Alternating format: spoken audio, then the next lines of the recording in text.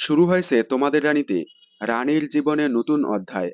এবার তোমাদের রানীতে দেখানো হবে তোমাদের রানীর মেন কনসেপ্ট, মানে কিভাবে রানী একাই তার বাচ্চা সামলায় এবং নিজের স্বপ্ন পূরণ করে।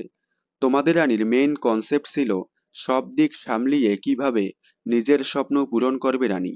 এবার সেটাই শুরু হচ্ছে তোমাদের রানীতে। সম্প্রতি ধারাবাহিকে দেখা গেল রানী দুর্জয়কে ছেড়ে সেনগুপ্ত বাড়ি ছেড়ে চলে এসেছে।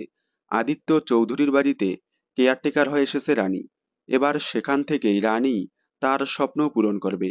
তবে একটাই ভয়, রানী আদিত্য চৌধুরীর বাড়িতে থাকাকালীন আবার আদিত্য চৌধুরীর বাবা মা রানীর সাথে তাদের ছেলের বিয়ে দিতে চায় কিনা। এছাড়াও আদিত্য চৌধুরী রানীকে আস্তে আস্তে ভালোবেসে ফেলে কিনা বলা যায় না, এমনটাও হতে পারে। রাইটার তোমাদের রানীতে আগামীতে কি দেখাতে চলেছে তা বোঝা মুশকিল। তবে এটা শিওর, এখনই মিল হবে না রানী দুর্জয়ের।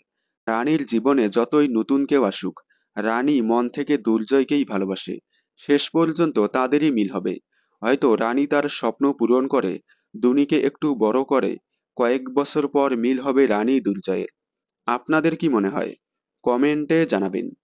তোমাদের রানী ধারাবাহিকের সকল আপডেট সবার আগে পেতে চ্যানেলটি সাবস্ক্রাইব করে পাশে থাকা বেল আইকনে ক্লিক করে রাখুন। ধন্যবাদ।